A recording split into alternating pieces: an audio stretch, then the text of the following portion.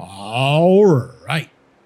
Now we're doing freeCodeCamp, JavaScript algorithms and data structures, functional programming, split a string into an array using the split method. All right. So the split method splits a string into an array of strings. It takes an argument for the delimiter, which can be a character to use to break up the string or regular expression.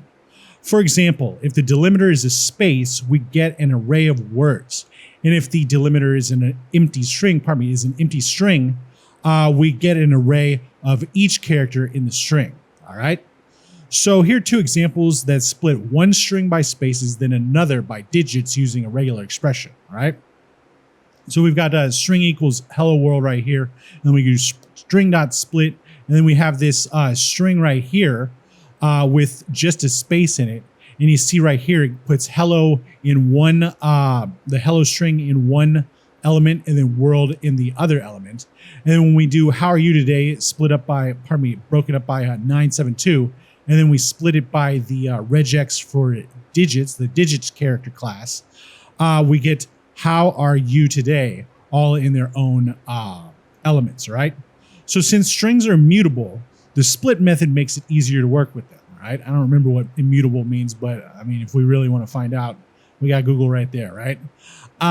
So we're going to use the split method inside the splitify function to split string into an array of words.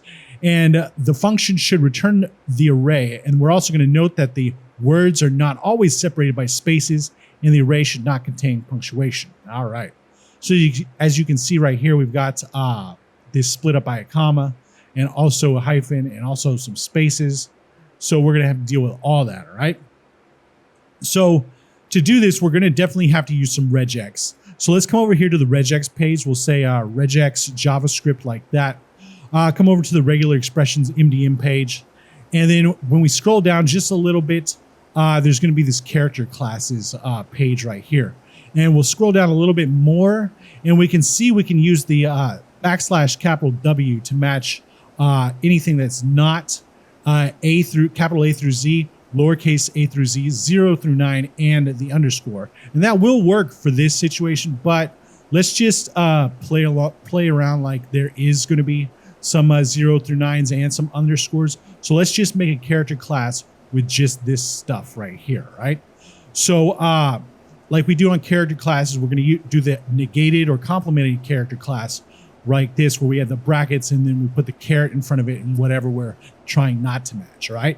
So we'll come up here. We'll start off by saying let split string equal string dot, split.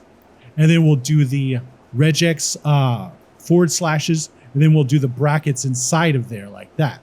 And then inside of the brackets, we're going to start off with the with the shift 6 for the caret, and then we'll say capital A through capital Z, and then we'll do lowercase a through lowercase z. And remember, we don't want to put a space or anything between them, because if we do, it'll match the space too, and we don't want that, right? So let's come down here and do a console.log to check to see if this string, if this thing right here got mutated at all, because that's one thing we want to avoid, right? And we can see it's still the same string as it was, right? So let's just get rid of the console.log, and we can come down here and say return split string like this. So let's wrap this thing up into parentheses like this, all right?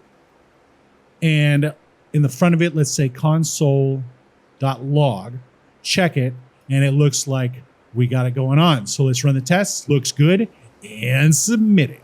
All right.